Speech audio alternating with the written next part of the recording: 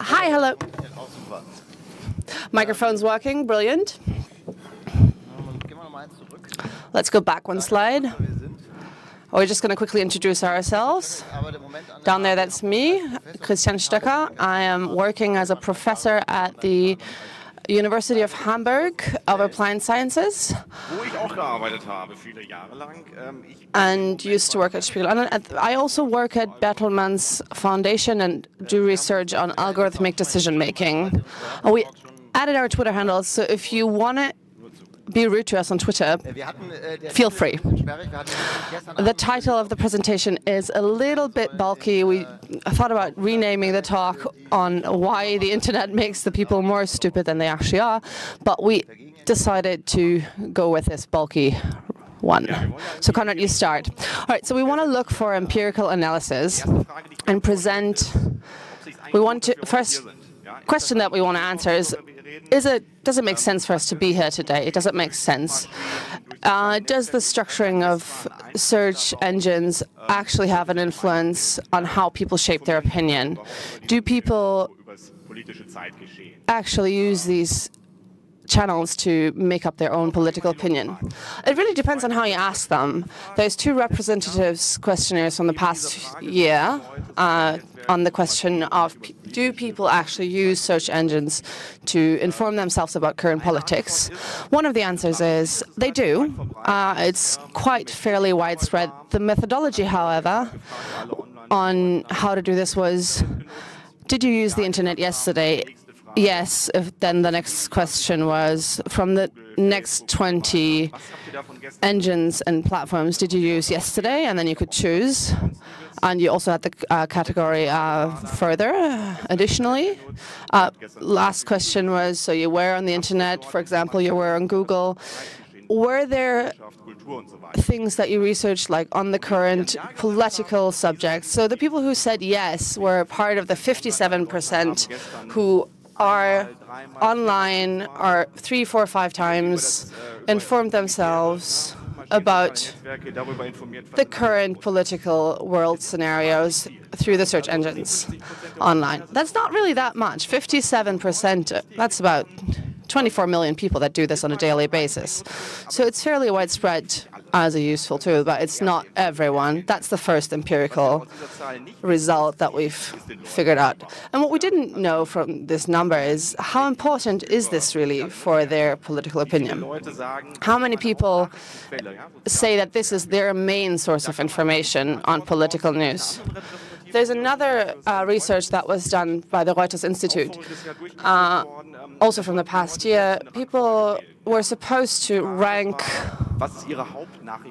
So what was supposed to rank main source of information? So they watch TV to watch to get informed. I do it online. That was an option. 51% of the online users in Germany say that their main source of information is television. And that really limits the feeling that it's whatever happens online is super, super bad and everybody's being influenced by this system. Is like that limits that. It's obviously not taking away the full threat of that, because if you look at the numbers more closely, you realize there's these people who do say, and it's a growing number of people who do say that social networks are their main source of information, and they're very, very different when it comes to the age groups that entered into this questionnaire. So the people who use the internet as a main source of information, so 16% of the 18 to 24-year-olds say that this is their main source of information. So it's not really that small. We're somewhere in the middle between it's for everyone really important and it doesn't really matter for anyone. So. So that really just tells us that it's worth looking at this and to really look at what are the special things about these sources of information. So what's different in social networks, in search engines, with portals such as YouTube's, in comparison to what we have today? And one of the special things that we consider as a very important one and that we want to take a closer look at was that they structure relevancy. So whatever happens in the newsfeed more on top is what we see first. So they structure public space.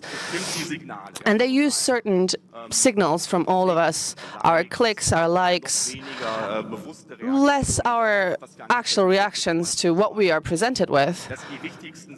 And those are the most important indicators for personalization, and those are all based on our own actions and reactions.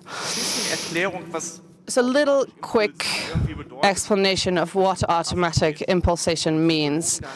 Daniel Kahneman, a psychologist and Nobel Prize carrier, created two ways of systems of thinking that we constantly use and that we use for certain different things.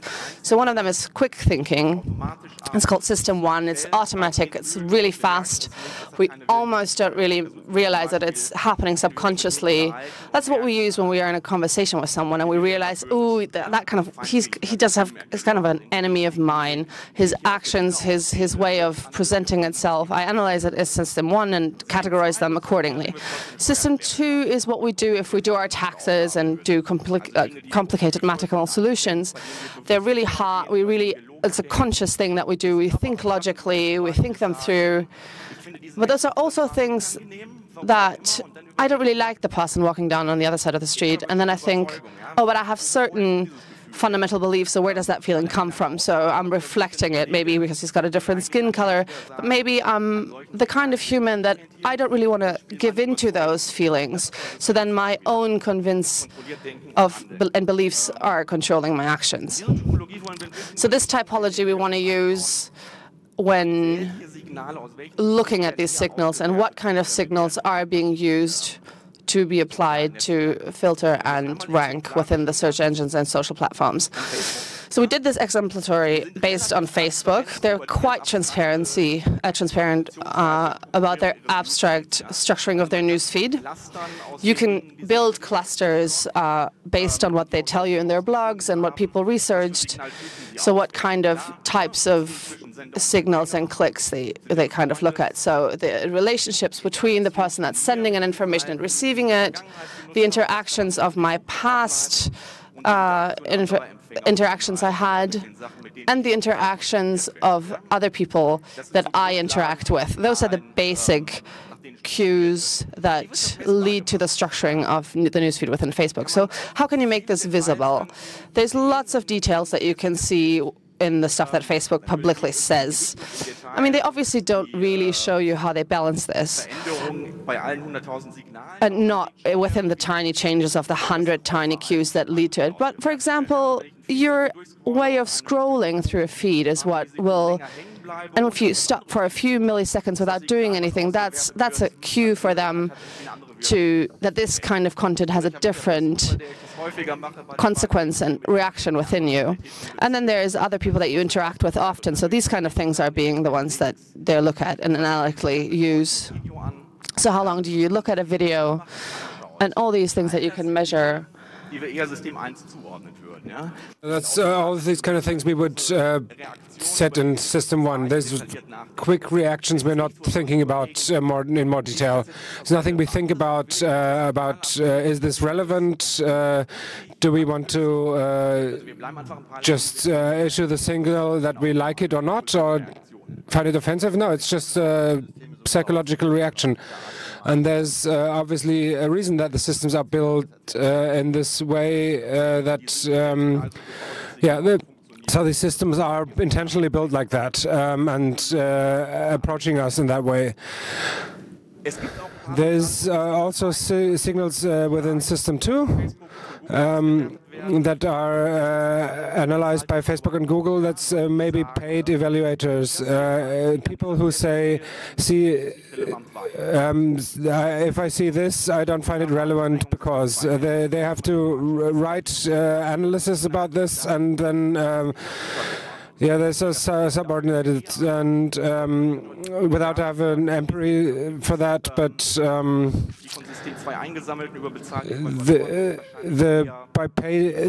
those collected by System 2 with paid evaluators are less important.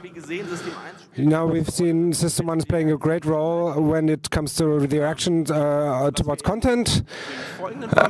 And what we want to show in the following couple of minutes, based on empirical analysis, there's a lot of effects where you can see that show that our system one isn't almost always our friend when it comes to relevance and truth. It's not about that's not what system one is made for. That's more system two.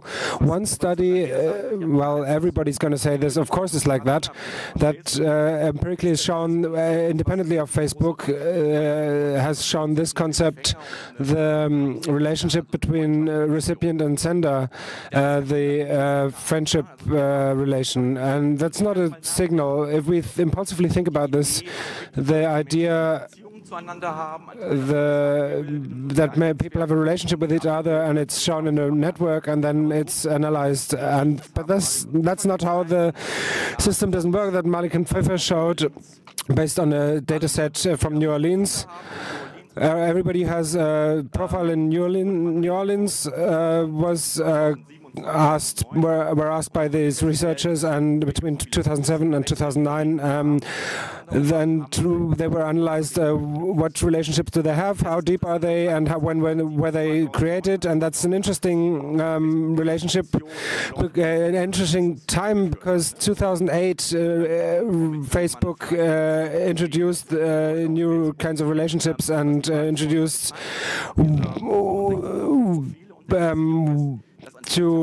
blackout. And what this research showed, that the relationships between these profiles on a daily basis doubled. So friendship is not a variable that's completely independent as a cue and pointer to relevancy. So this kind of thing is not really, like, it's not independent from the platform itself. It's a circle. It's a circle that constantly goes back and forth between the two of them. So the quality between these pointers and signals kind of devalues these. Facebook constantly circles. I don't know if everybody can read this in the back. At Facebook, we run over 1,000 experiments a day, is what Bakshima said. So Facebook constantly turns and changes how it uses the pointers for relevancy of their content. So this is not a stable system. The only empirical analysis that we have on this, that this is actually resulting in things, is the one by Malik and Pfeffer, which at a certain moment of time crawled a certain data set.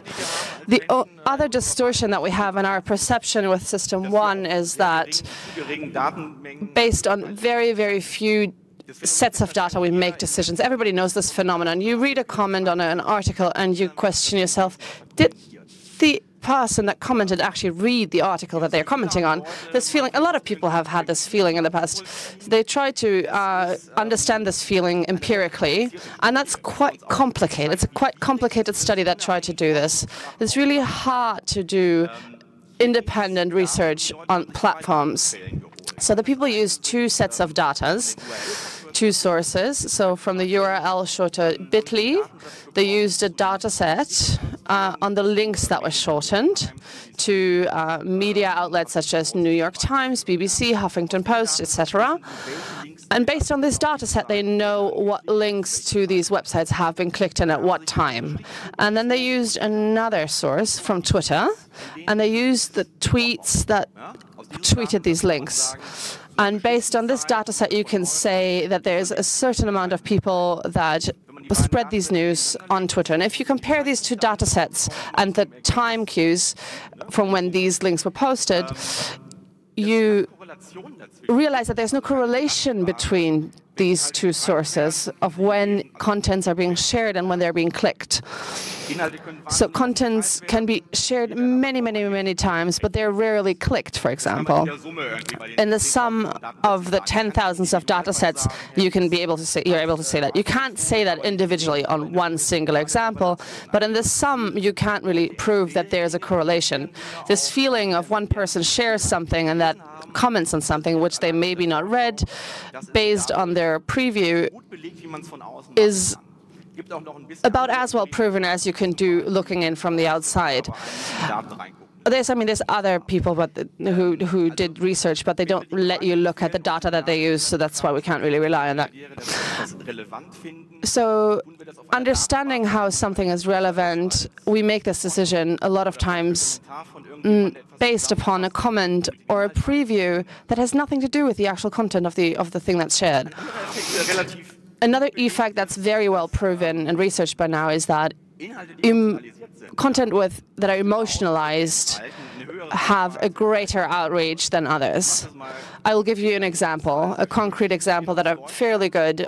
Two studies done in Germany, one from 2012 and one from 2011, based on political campaigning on a local scale, and they looked at the Facebook pages of different parties, and they took about 6,000 posts by parties, and they looked at all the comments that were publicized. There was about 40,000 comments, and they used a software that analyzed these comments, targeting certain key terms such as hooray is positive on a scale of +3 to 1.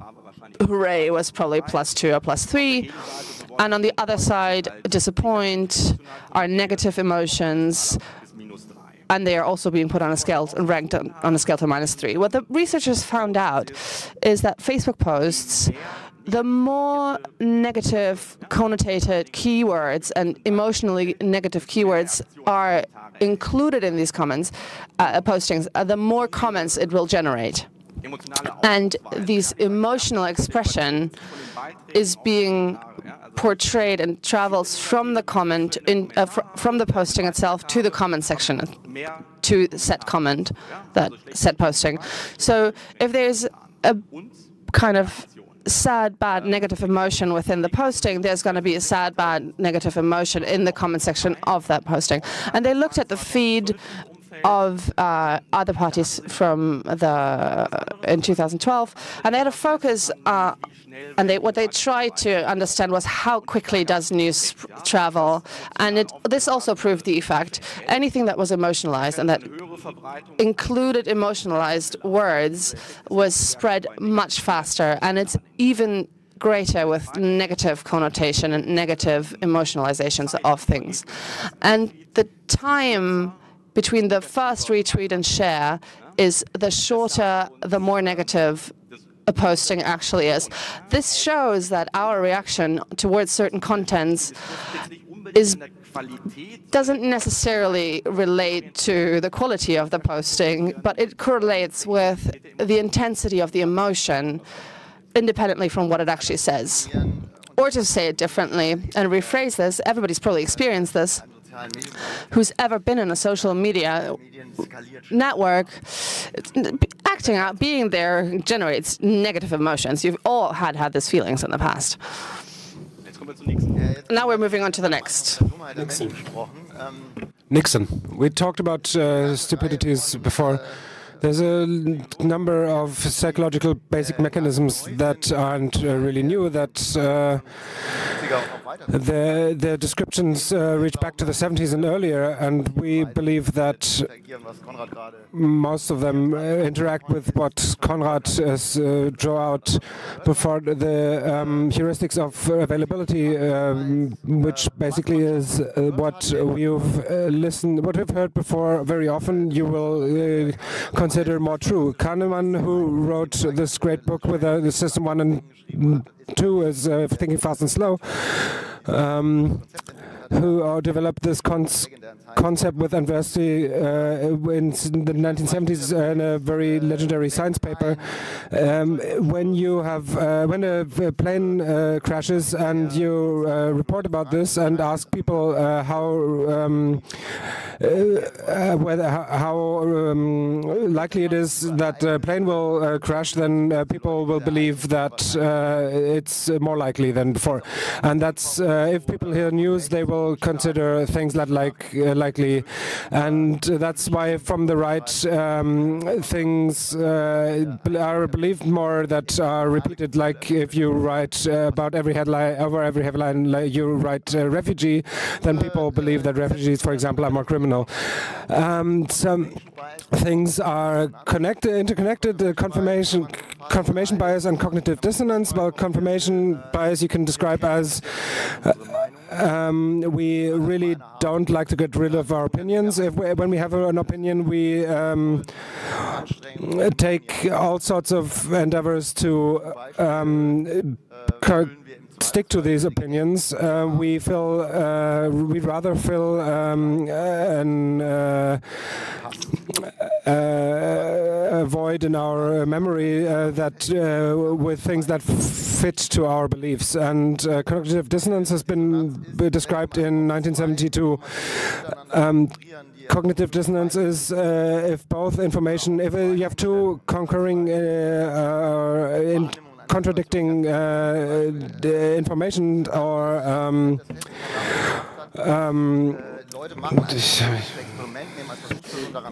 so they did an experiment. So what they did was they put people in an experiment scenario where do something super boring, and they either get $1 or $20, and afterwards they meet. And it's the next person who's supposed to do the experiment, and they ask, so how was it? Was it interesting? And the people who got $20, they say, oh God, no, it was so boring. And the people who got $1, they say, oh, it was all right. It was quite interesting, actually. Because it's really hard to justify having spent an hour on something so dull and boring and actually only getting $1 out of it. So you can summarize this very quickly. If what doesn't fit is being made to fit. So there's a big difference between the thing that I know and the thing that I think I know. The possibility is quite great that I do something with that information. The short equation to this is consonant information is being heightened. Every smoker knows a smoker that got to the age of 90, and dissonant information are being devalued.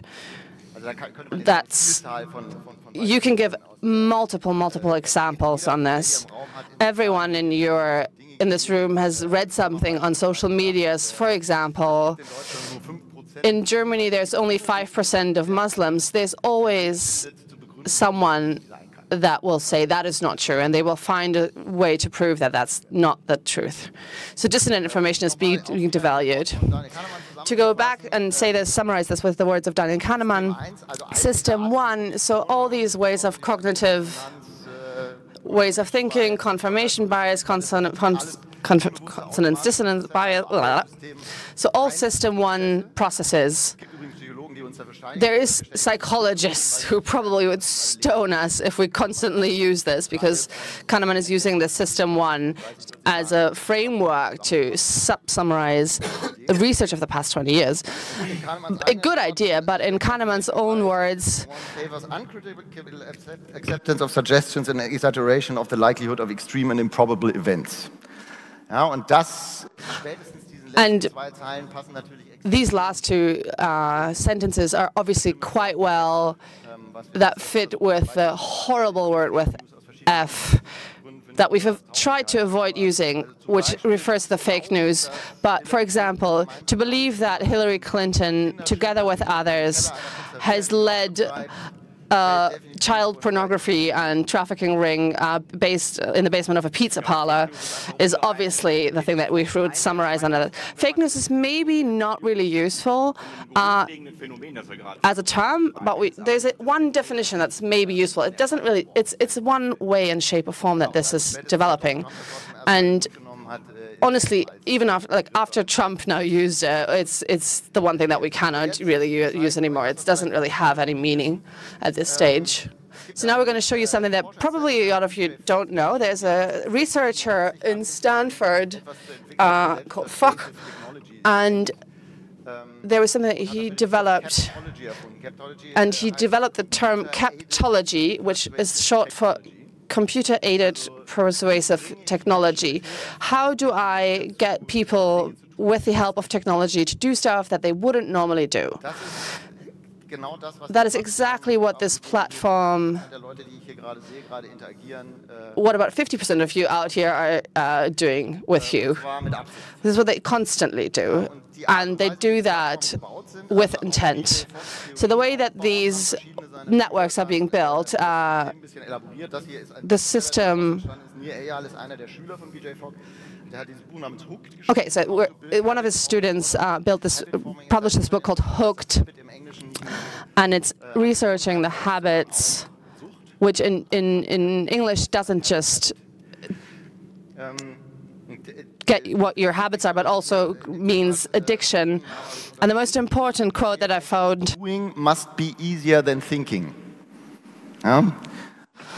So, looking at this System 1 and System 2 now, and the dichotomy of these two, it's fairly clear what these platforms are being optimized for. It's not being optimized to, in an analytical, reflective way, interact with these platforms, but to, without any kind of hassle, very relaxed, interact with these constantly. That's what B.J. Fox has predicted in the past. He's still in Stanford, and lots of his students by now have left him to go and earn money. Mike Krieger, for example, is the founder of Instagram. He was a student of B.J. Fox, and he published a book called Persuasive Technology, which is basically the founding stone of the science in the public sphere. And he, in his introduction, says it's dangerous to use these sort of technologies and leave them only to the market, and that's exactly what happened. We're still on the question, what kind of pointers are the systems using to evaluate relevancy? How does an algorithm, like Facebook's or Google's algorithm, what's being sorted to the top? And engagement obviously is very high up, like share, clicking. Engagement, bots can pretty much do it exactly the way that we humans can do. It's a very disputed subject that bots are being overestimated. And we don't think that bots are an issue, that people are going to stop believing something that they didn't believe before because they push certain hashtags. They're really brilliant at that. Take a popular tweet and add a certain hashtag. A study by Simon Helich and Janetzko from the TU Munich from 2016, who looked at a lot of bots in relation to the Ukraine conflict. So a pro-Russian botnet. So they use certain criteria, what a bot actually looks like, what these bots actually can do is, well, bots probably can't really lie to human beings and let them know that they are human beings for a long time, but they will eventually be taken out. So, Das sind zwei Italiener, die haben also... There's two Italians in the, analyzed the last election and analyzed tweets related to the debates about the American presidential election, and they found 400,000 bots with heuristic methods, and you can have a look. You can still probably find a couple of people who are actually people, but the assumption is probably right. And these about 400,000 bots set 3.8 million tweets, and that's about a fifth of the whole Twitter conversation on the TV debates. And that's relevant. That's an actual relevant size. So we talk about Twitter because it's you can evaluate Twitter much better. But there's also Facebook bots as well, but that's not as easy to evaluate. USA Today asked the FBI to have a look at the Facebook friends of USA Today because there's so many added, and almost all of them come from Bangladesh. So there's a lot of Facebook bots. It's even more difficult to create them, and it's even more difficult to investigate them. But yeah, it's very difficult to have a look at it in a scientific way on Facebook. But so most of these results are from Twitter, but you can transfer them to Facebook as well. What bots do is that I'm not going to read all the list, but one thing is that I find interesting is they have a look at articles that fit certain criteria, such as because some database with a sentiment analyst said this article is pro-Trump, and then they tweet it or answer to other tweets and send this link to the world. With other words, we are on Twitter, but within Facebook it's the same. They create a massive amount of relevant signals because they are pointing out that there's an interest for this for these links, but in reality there's not an interest, but it's an army of small stupid programs. And we're now getting closer to the topic of the filter bubble. We are negotiating this in the we have in the angle of radicalization. We have to have a look at what happened in the US or in the UK during Brexit, and what happens to in Germany is you can't just transfer this in any way of equivalence. This is dangerous. One paper from the Netherlands, there were polarizing tendencies within the they captured polarizing tendencies within the Dutch population, and one paper compared this Dutch study and a relevant study from the US, and there where you have a two-party system, there's a massive political polarization, and in the Netherlands where you have a 10-party system, you can't find these effects that much in that form. The way the political system and the elections are organized has massive influence on how this polarization develops. And there's also other factors, for example, Fox News in the US. Neither in the Netherlands nor in Germany there's a Fox News. There's no media that polarize in this massive way and maximally promote panelists as radical politicians like Sarah Palin in this way. And a very interesting study from Jäger and Westwood in 2015, because it was an experimental study. They say that in their introduction that there've been there's evidence for polarization in the US. There's in this study they could experimentally prove that there's this polarization for a very long time, and they gave this money to scholarship to person X or Y. There's certain people from the other political side or from a different skin color that. So the polarization, and they found out that the polarization between Democrats and Republicans is stronger than racist motive, for example. So party politics is different than a racist motive. In Germany, there's not that much hate towards the different parties, so CDU and SPD wouldn't, party people wouldn't hate each other that much. And that's difficult to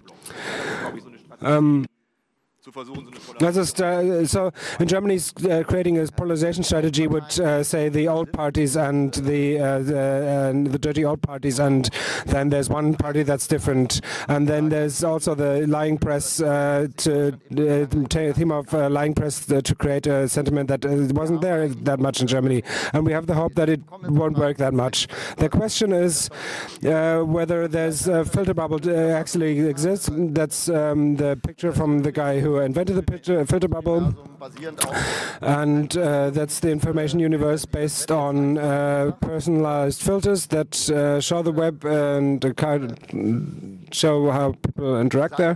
This he claims that the algorithm only shows you that you get to see what you actually what your worldview dictates, and therefore you radicalize more and more. There was one study with 10 million people that analyzed it, that 5% of content and 8% of conservative content and 8% of liberal content fit to their own worldview.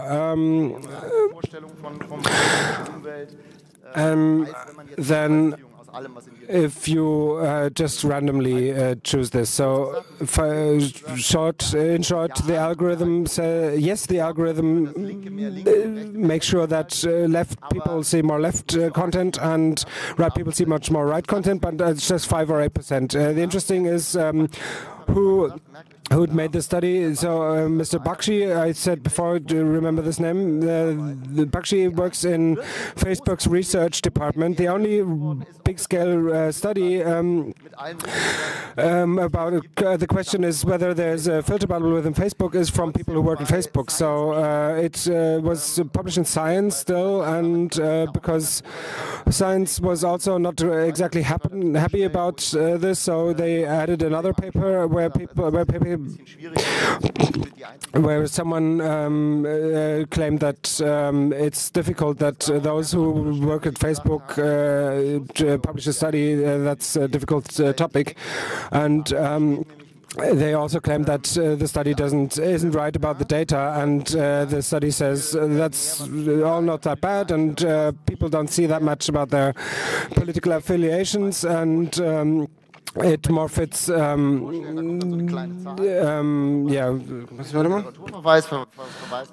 a reference in the literature section that references filter bubble by Paris's.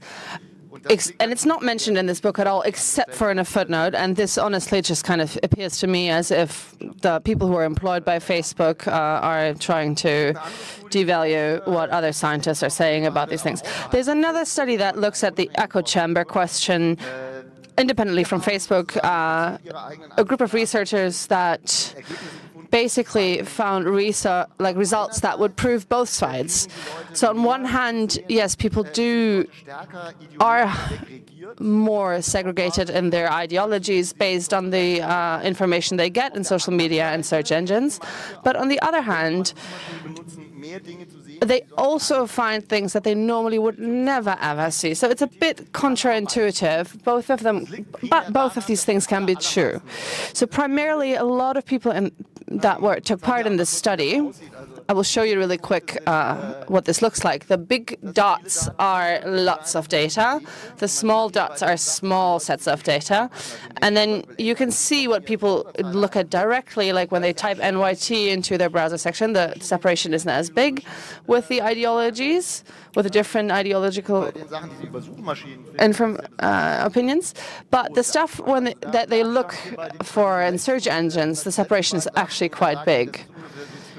So with the last two dots, that's about the difference between Fox News and Daily Kos. I don't know who knows Daily Kos. It's a left-wing, left-oriented blogging platform. But you also have to say 78% of the people receive their information from one singular source and 94% from two sources. So these two curves, and this is why the dots are so small, those are very, very small sets of data. Let's very quickly look at how they got this set of data. So some of you might maybe chuckle about this. They got a data set from Microsoft. All right, so the one that the Bing toolbar generates.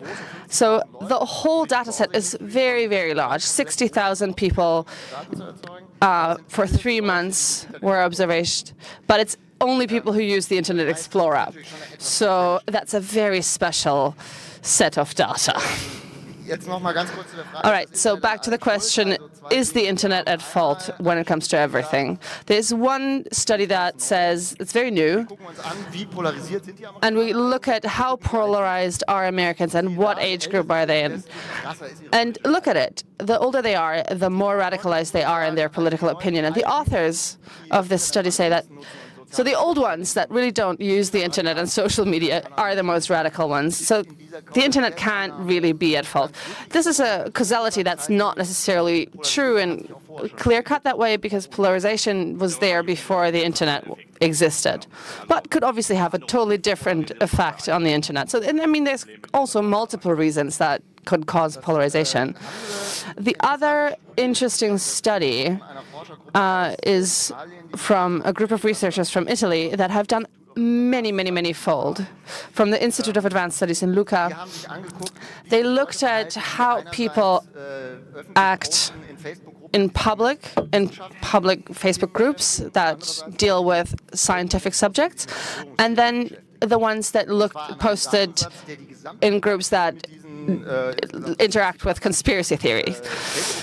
And they looked at about 70, 80 Italian Facebook groups over the time of 5 years. So for 5 years, they looked at what is being posted, what is being commented on, what is liked, and by who. And what they can see is that, on the one hand, people who buy into conspiracy theory, once you enter, you never get out. So it's got a bit of a cult structure. And the other study, and this leads to biased narratives, unsubstantiated rumors, mistrust and rumors. We're back at system 1 emotions. And they also say algorithmic solutions are not necessarily fairly good at breaking this symmetry. I'll show you how the symmetry looks like. So it's the same symmetry from a different group of researchers from the US. You can see there's the people that post in science Facebook groups and likes, and this is that he comments, that he will comment, and you'll see the difference between science and conspiracy theorists, and these are echo chambers, and they exist, but they might just relate to certain specific groups of people. And what this study also shows, so what happens when the people who are interested in conspiracy theory, when they're confronted with debunking articles, where something is being resolved what they maybe believe. I mean, there's very few who only see this, but the ones that do get to see them are quite consistent. And that means that they will be more active in their conspiracy theorist groups than before. So counter-speech, as well as education, can maybe cause the exact opposite of what you're aiming at. So now we're getting to the bad word, fake news. We really like disinformation from commercial or political motivation. This study has probably been shown many times by BuzzFeed. The top 5 fake news stories of the American election. The top one is Pope Francis shocks world because he endorses Donald Trump, and the other one is that Hillary Clinton sold weapons to ISIS. The top one had 900,000 Facebook engages. So what questions do we have? Who shared this? Why did they share it? Did they really read it? How many shares and likes were generated by bots, and which ones are real? And exactly with these topics, we've shown you how bots work. This is exactly what they go for. How many people only saw this because the algorithm of Facebook used this as a real thing and ranked its relevancy higher? And how many people remember this? And how many people were actually politically influenced on this? And did anybody earn money on these? And we believe that there's one singular person that can answer all these things. And we're going to do... In the center, there's the algorithmic sorting of content. Then there's editorially curated media. The media go in and put something in the social media and also have a look at what's recepted, captology, and we don't have to reiterate on that, but and also cognitive distortions, for example, confirmation bias, or I knew Hillary is a child rapist or child molester, and these are built in a way that you interact with them without thinking about it, and not every reach is true, and not every reach comes from people. Political polarization that interacts with distortion. The more radical I am, the more the more severe these thinking mistakes are, and that that interacts with the algorithmic sorting of content, because the more the more I see this, and the more the algorithm gives me, and if I also if I have a motivation to spread disinformation, if I'm in a certain political area, and also then I might finance bots because I'm interested in that. In a totally polarized country, all this disinformation, especially politically motivated, it's more interesting because in the US it's more relevant than in Germany. So in Germany there would be a T-shirt shop that is added. That is the political, the business model, and we have a system that is a two-party system, and therefore we don't have that much political polarization, and we have a different system of party financing, and therefore no one can actually pay for bots. And there's and it also depends on the political system is also that also works together, couples with the algorithmic sorting of content. Now you can see where all the arrows are showing. Most of them show to the algorithmic sorting of content. There's a lot of coupling between all of them, but there's something that someone who could actually take care of that, and that's the people we don't even have to name them. That's the people who sort the data, the content, and they have data that all the researchers don't have, and there's no mechanism to allow external research, and therefore it's difficult, and therefore we have a very shaky empirical base for all that, and the trend works towards the less API access than more. The developers in the room know that much more. Now that we have confronted you with this terrible taboo, we would like to hear from people what to do. So please, audience, ask your questions. Ja, guten Tag, mein Name ist. Hi, my name is Thorsten Kleins. I would like to add a short side note. Years ago, I researched because a newspaper supposedly bought followers, and I realized that the followers also follow a lot of other sides. So that's not necessarily people that were supposed to get the attention to these newspaper outlets, but those were spammers. So the relation between spammers and political, it's not a surprise that Alex Jones sells a male tonicum. There's lots of bots probably that act towards political outlets. They also are just there to sell stuff to increase your potency. Exactly, so that's why there was that kind of dash. There's the political and commercial disinformation that usually it goes hand in hand. Another question, further questions and comments. Please go see my colleagues or come see me. Yes, I can see a hand. Please just come up to the front. All right, so the ones that could do something are obviously the providers. Is there like a non-bot policy or something that's comparable that we can start pushing? I mean, of course, bots sometimes fulfill a purpose, and they obviously have sometimes even a use, but you could obviously ask for a registration of bots and punish misuse. And I mean, Facebook and Twitter should have an interest in knowing who you're communicating with.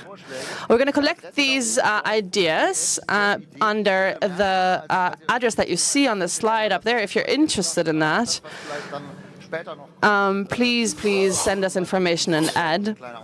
And we're going to accumulate that and try to then analyze it afterwards and categorize what ideas we came up with. Oh, we don't have internet. Ooh. Republica. We'll do it, but we're just not going to do it now. Please go back so that people can see the URL. We're going to put the list of literature online as well. You can find a bibliography on the website so that you can look into the research that we've presented you with. Yeah, hi. I have one question. Does comment really work without thinking about it? Liking and sharing, yes, I get that. But commenting and posting things and resharing things, you've got to think a little bit about that, right? Is that really system one? No, there's no simple answer to this question. You can please stay with a microphone. Please, please complete my bread, and then he adds water. Oh, that's not bad. Okay, Daniel Kahneman says, saying something really quickly as a reaction can work without actually activating system 2. System 2 isn't necessarily needed just because I use language. The either or, like one or two comments with that just kind of are like, you idiot, those are system 1 comments. But I mean, obviously elaborated comments are a bit more towards system 2. I mean, it's a very good question, thank you. Over here, I have a question about the platforms, the intersection of platforms and how you get to the data itself. How what do you think about the News Integrity Initiative, and do you think there's going to be anything good, or is that just whitewashing? Or you can't say anything because we are going to have to wait and see? That's obviously a political question. I believe that with Facebook in the past year, there's a massive change of thought that happened on these questions, regarding these questions. There's obviously 2 big Zuckerberg posts where one of them was like, oh, that's not really anything that we have to deal with. And then 2 weeks later, we really do need to look at whether or not we help triggering disinformation. And I mean, this news initiative is probably going to have some sort of effect. But the question is really, is Facebook really going to open up so that we can start doing proper research, like the research that they themselves at the moment can only do it? And we'll see. Is anybody from Facebook here, maybe? We're going to try within a year to find out if Facebook is going to be willing to open up like that. I mean, with a lot of solutions, we don't really know, is it going to be a solution? Because we don't really know what the problem is. A lot of times, such as counter-speech, does that really help? We don't really know if the solutions actually work. And I mean, you find research that shows you that counter-speech obviously is not very effective. And I mean, for a lot of solutions, we really need to figure out, does that really work? We don't have the empirical base to say it actually works, so that it's really hard to figure out what we should be doing. Counter-speech is a good example. So there's, for example, a study done on people that looks into people who are active in forums within the Nazi scene, and it shows that people who are in their private sphere of social exchange, where they have people that go like, oh, Nazis are bad. They go into the forum and then they radicalize more, because for every counter-argument, they find more counter-arguments, which is a way that counter-speech, for people who are super radicalized in any way already, it actually radicalizes them more because the dissonance is too painful to bear. So, one more question? Oh, yeah. Okay. We have bad empirical evidence, and we have a feeling that bots are influencing this. We can say that from a technical perspective, we won't be able to detect bots in a reliable way. What's against the attempt to try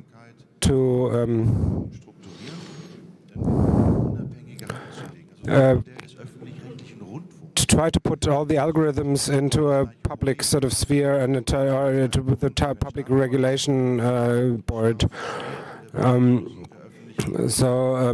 We have compared to public broadcasting, for example.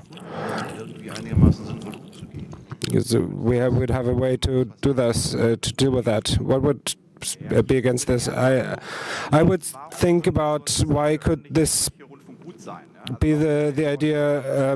Why was public radio broadcasting introduced in Germany to have more variety? You create a system that has variety in itself. So if you have a look at public radio broadcasting in Germany, there was diversity. We have within the algorithmic system, we have not very much diversity. Everything optimized towards maximal engagement to system one and so on. There's one way to structure this. There's a different way to structure this, and they're commercially not viable as much. But there you have a deficit in variety, and you would have to diagnose this as a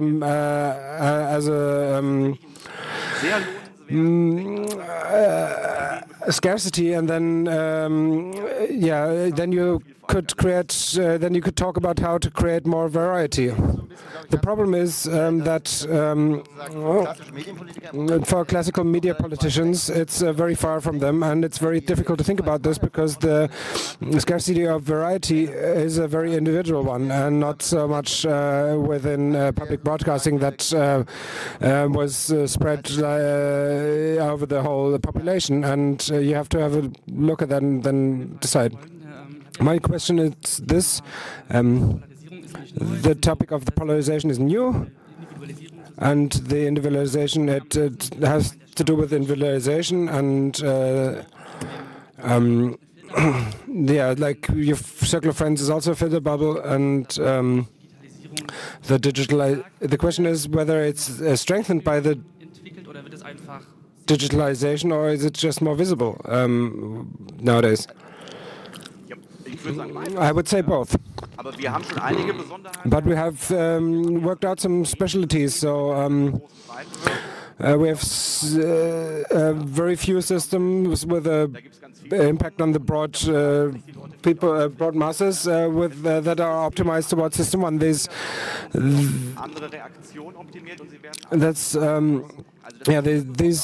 systems works qualitatively and quantitatively different than the circle of friends, for example. So my opinions don't also appear when within Facebook using, but also with talking to people. But there's a different quality. But we have some time to think about what is the new thing about this, and what could we do. We should do this now before it gets really bad. I'm not quite sure, because I'd like to hear your opinion.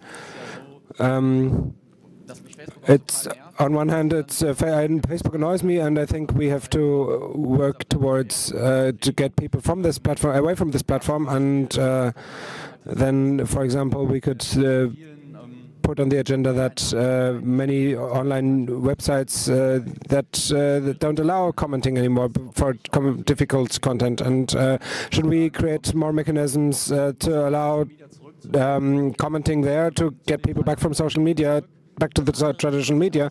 And the other question is, what I don't like is that Facebook, that you put Facebook that much on the pedestal, because yeah, you could research things, but it's the variables, the dependent variables, whether it changes election behavior or so. I wouldn't find that out that much by research. And the other question is, if Facebook has, so not only Facebook doesn't offer an API, but also media. So the question is, why shouldn't also other organizations offer an API? So if the essence of this lecture was that Facebook is evil, then something went wrong. There's lots of errors on this slide. What we try to say is that there's a very, very complicated network of correlations, and a lot of them are connected to Facebook. They're very complex interactions. And not just Facebook. We also could have talked about Google, but Facebook is obviously a very, very good poster boy for this. This is why there isn't Facebook in the middle. If tomorrow somebody else comes up and does algorithmic sorting of content and scales it the same way that Facebook does, we're going to have the same scenario. It's a very abstract subject. Facebook is a poster boy of this. That's one big point and aspect. And the other is, what it says on the slide is we know way, way, way too little, and we honestly wish to start informing ourselves better and not based on the data generated from the Bing toolbar. That's a good final word. I would love to continue talking with you guys for 2 more hours, but unfortunately we're out of time. Konrad Lischka und Christian Stöcker, thank you very much for this talk. Thank you very much for listening. And thank you guys for tuning in. If you want to give us feedback on the translations, you can do though using the Twitter hashtag RP17EN.